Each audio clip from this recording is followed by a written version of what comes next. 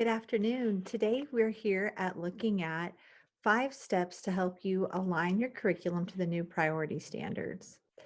My name is Shauna Stefanchik. I am an educational consultant independently. This slide just shows a little bit about my past and why I am passionate about PLCs and ELA. I have formerly worked as a principal and instructional coach during the time in the district office during the time of the switch to Common Core state standards, and most recently was a consultant for DESE and RPDC, but because of the little people in the picture, have transferred to working independently.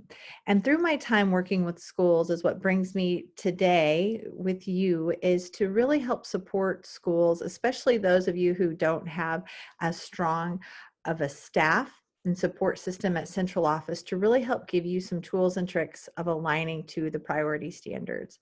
So this slide just shows a list of 5 things I'll be reviewing with you today. Is number one, I would suggest making sure you define the difference between curriculum and resources for your teachers. 2, we'll talk about how you communicate the why of the priority standards and where they came from, a bit of history, even from the state level over the past 2 years of why they are now recommending them and offering that list. 3, we'll talk about how to honor past priority standard work.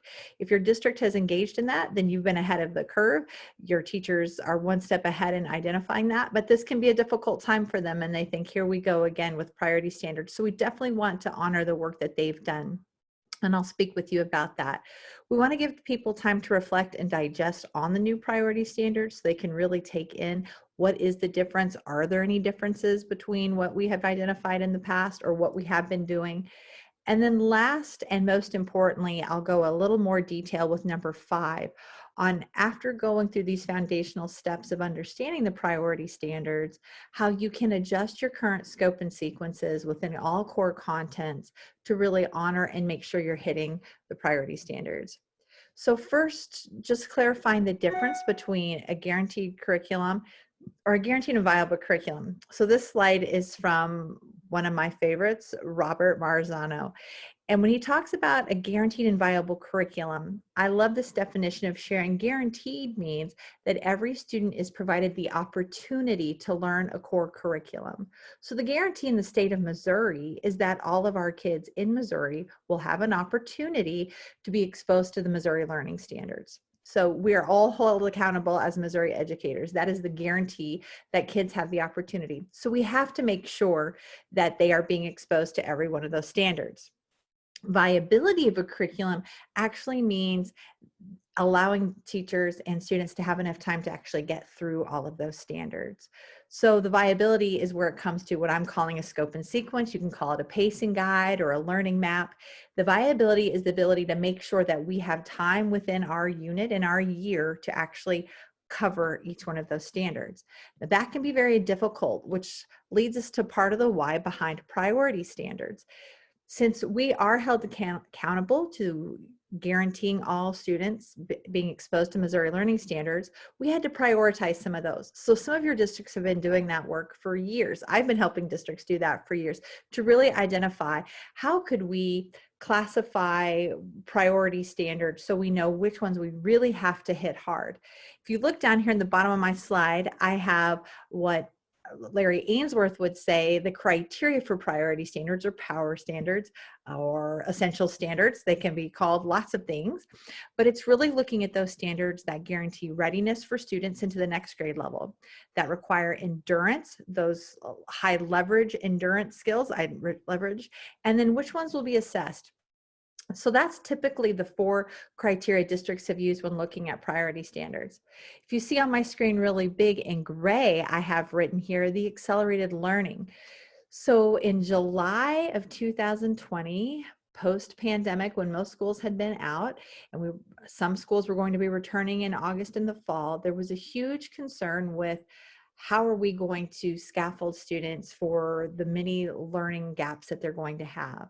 And the New Teacher Project, which has their logo up here, and I'm actually going to be doing a series on that. We'll be talking about some articles that they have written on what is accelerated learning. And in a nutshell, the theory was, rather than focusing on remediating students, districts need to focus on accelerated learning, and how they do that is they pare down their standards even more and really recognize some priority standards, and they focus on just those things, but they keep the rigor and the grade level standards for students, and they just scaffold students up to those really important skills. So that means rather than trying to cover in this time of trying to overcome all these barriers, forget trying to teach all your standards. Focus on, identify your priority ones. What are those key targets kids have to know? Keep those at the same level. Don't remediate every single past skill a kid needs to do. But if main idea and details is the important standard, keep that threshold and rigor and scaffold a kid up to make sure that they can do that. So DESE actually had the new teacher project come on in their learning series last summer. And so this is really the driving work from the district or the state level of where priority standards came about. And so this last little picture here is just a screenshot from the DESE website of what the priority standard page looks like. And I'm going to take a little caveat and stop my slideshow really quickly. Oops, I didn't mean to unshare my whole thing. I want to show you very quickly how you would get to the priority standards. Many of you probably know this, but always go to educators, and then it will bring this drop down over here, hit curriculum. And my computer's running a little slow, but if you wait in a moment, once you hit curriculum on the right hand side, you will see this little quick links. Oh, sorry, it's right in the middle. Click on priority standards. And this page that I just showed here will be the core content priority standards K through 12. Okay, so ELA has really been pared down. Math, science, I'm going to do a little caveat here. Science, you'll see that they're not pared down. They are the same NG, since they are aligned to NGSS and they had less standards to begin with. They are the same standards. They haven't really been paired. They said we already have paired those. So you'll see a lot of cross content cutting things. These standards, priority standards, will look different than ELA and math. And social studies also looks different because the social studies standards are not content priority standards. They've used the tools of inquiry within social studies, and those are the priority standards because they wanted to move students away from memorizing content and to be able to use inquiry tools to be able to use the sources and manipulate, reflect, and find the information they need within social studies. So that's a quick little screenshot of how to get to the priority standards and get to that page. So you'll want to make sure that teachers know a little bit about, hey, if we've done priority standards in the past, this is why they're important. And this accelerated learning is really why the state came up with their recommended ones. So you'll notice on this 3, now we need to honor past priority standard work. I have highlighted here in yellow recommended. One of the things we need to make sure teachers know if you've engaged in past priority standard work is that these are recommended priority standards. So that definitely means we are in good shape if we've done this in the past, because in some areas we may disagree with the state. In fact, if you look over here, I've actually have some of my own recommendations when I work with schools. Here's an example. Kindergarten currently does not have recognizing beginning, middle, and end of a story as a priority standard. Well, being a content expert, I know that later in the standard, students are going to have to summarize and they're going to need to draw conclusions and find evidence. And if kindergartners aren't taught to identify the beginning, middle, and end, it could mess that vertical progression. So I would personally recommend that kindergarten would have beginning and middle end as a priority standard. So in the districts I work with, we have modified the state, right? In some places we've added, and some places we've said at one point, and this is no longer there, verbs was a priority standard for kindergarten. I would humbly disagree. So in our district, we may have some differences, but for the most part, especially in grades 3 through 5, we want to be tightly aligned because we now know that all state assessments will be aligned to the priority standards. So it's in our best interest to make sure that we at least cover the priority standards recommended by the state, because those will be the standards our students will be assessed on in the future. Now on this next slide, I wanted to just share with you a protocol I have used with schools to help them honor some of the past priority standard work. So you might want to print, well, I would recommend printing the recommended standards from the state. People still like a hard copy beyond the electronic.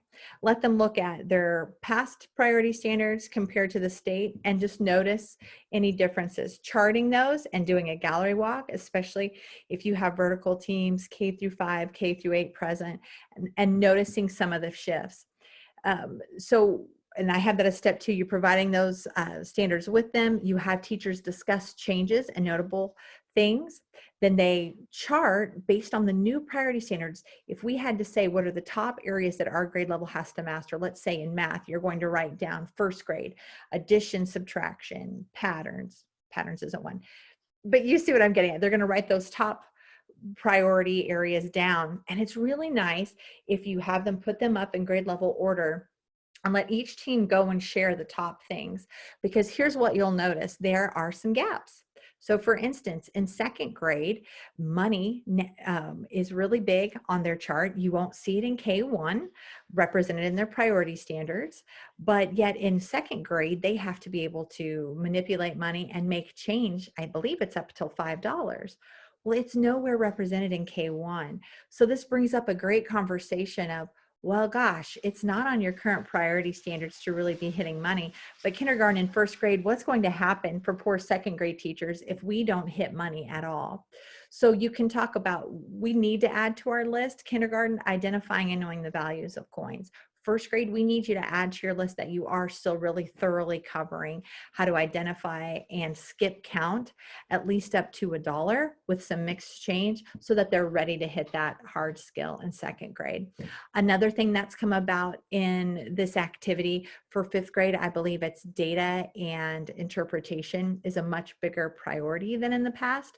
Some of the fifth grade and fourth grade units had only been a couple of days, and they've decided on their pacing guides, we really need to give 10 to 15 days on that now, and our current resource doesn't do it. So we're going to need to supplement that unit and make sure we're covering it because we now realize it's a priority.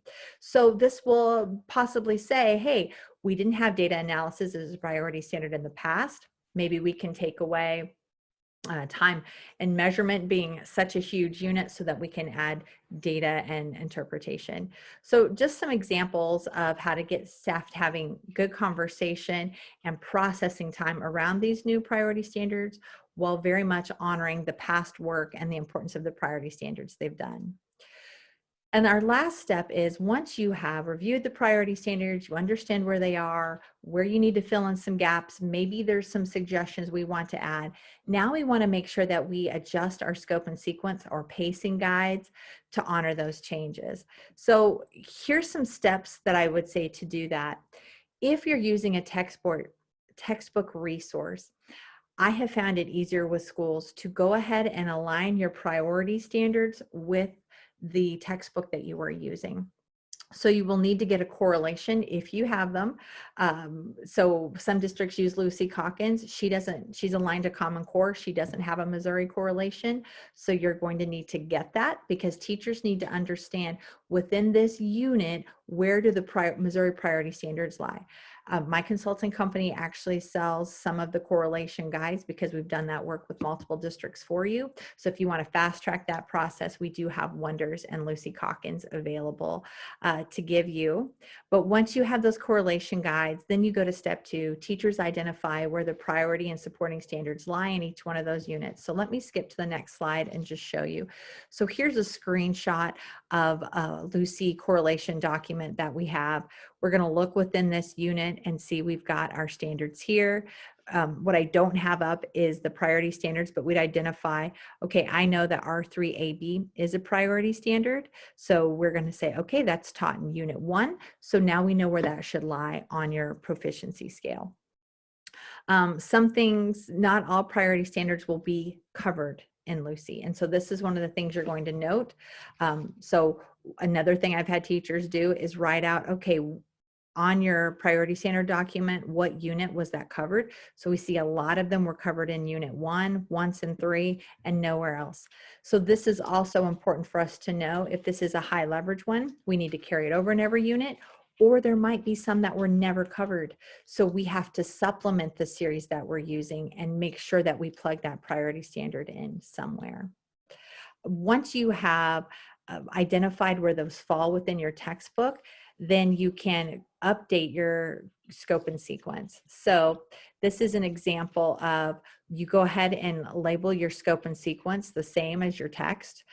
Here's the unit, here's what it's called, here is where the priority standards live. We've just plugged them into each unit. I like to put on my scope and sequences the I CAN language to encourage teachers to use that with students. And then underneath, you'll put all the supporting standards. But one of the things, which is my step number 5, is to make sure that your scope and sequence is also very accessible and clear to teachers. I love a format that clearly identifies for them, in this unit, we're looking at this vertically. These are your priority standards and these are your supporting. So here's a screenshot of just the different segments of this particular template. Here's the name of the unit, your student standards, which align to the priority standards covered. And here's a list of all the supporting standards, that you need to have covered as well. Sorry, my presentation popped out here. So we'll give that a minute. Let me stop sharing and go back in. All right, come on. So once you have your scope and sequence done, that will really be helpful for teachers to just identify clearly, here's the state priority standard, because later what you'll want to do, your next step will be to make assessments on those priority standards. I want to show you another scale or template that we have recently done. You could just give your teams a blank scope and sequence. And something that my company offers is we've just listed all of the standards out to the side, but they're already coded as priority and student I CAN. And so then teachers can just copy and paste those right in there. This really saves teachers a lot of time. And so one of my recommendations and one of my theories is that one of the ways that we can help teachers is to reinvent the curriculum process by doing more of the heavy lifting for them. And so that would mean providing a scope and sequence template for them that would honor the process. So let me go ahead and pull this back up. Let's see, I apologize for having technical problems. So having a customizable scope and sequence template could be really helpful for them. And here's the biggest thing is, I have this little graphic here. Teachers are used to doing all the heavy lifting, and there's going to be some collective sighs about having to go back in and do curriculum work again. The more you can think through how to make this process, help them to process what the new standards are and the why behind it, because the why is always very important rather than just jumping to the what we need to do. But the more heavy lifting you can do on the things that expedite teachers to just getting to focusing on the standards and how to teach them well, I would encourage you to do, which is why my company offers these templates to help districts do that. We do the heavy lifting for you, and that's why we have created some of the scope and sequences where, hey, we've identified what those are for you, but we're going to let you plug those into the units you want them to have. But also consider using, now we have Google Docs and Google Drive. One of the common problems I find in schools is teachers save things in a million different folders and they're all using different versions and they don't know where to find things. So the beauty of having a common template, and as you can see down here, you have every grade level on a one-stop shop. Have one place that once your curriculum is done, it's locked down and everything is hyperlinked to it. You can hyperlink MoBlocks, assessments, your proficiency scales once you get them. But this type of template is very easy to use for teachers, and it just really organizes things, because I can't tell you how many schools I've been in and they've saved their curriculum. People are using different assessments. They're using the wrong folder. So my last one is consider doing the heavy lifting for teachers and thinking about a system or a template for your scope and sequence that would just streamline that process for them. So again, our 5 steps were helping your teachers understand the difference between curriculum and resources, right? We talked about Marzano and the opportunity of all kids needing the Missouri Learning Standards, but we're using our resources to guide our pacing in the order in which we do it. Make sure you communicate the why behind the priority standards, honor their past work, give them time to reflect and digest on the new priority standards, and then help them navigate how to adjust their current scope and sequences so they know how to target their instruction based on those recommendations. And the last thing that my consulting company can offer to help you, we do already have Eureka Math and Engage New York scope and sequences that are already formatted and updated to the MLS. I do have Wonders and Lucy Calkins correlation documents for schools who want their teachers to do their work but need those correlation guides to expedite it. We also have already created Wonders ELA scope and sequence documents. So in some districts, they have just bought my scope and sequences and they've told their teachers, hey, we already paced it for you. So now we can really get into your instruction and assess or your assessments and getting into customizing those. And last, we also have this customizable scope and sequence that I'd shown you, where if you haven't engaged in this work, but you think a document like this would make it very simple for your teachers to plug in and create a new scope and sequence, and it would also offer you the benefit of having that clean, streamlined template. In order to contact me, you are on Mighty Networks. If you're watching this, you can click on this little icon up here, which will go straight to my website, and you can see some more examples, or my email is also right here. You can email me or message me up here through Mighty Networks, and I can definitely provide you more information if you are interested. Thank you for your time today. I hope you were able to get some nuggets on how to use these 5 steps to get your curriculum set for this coming year. Thank you.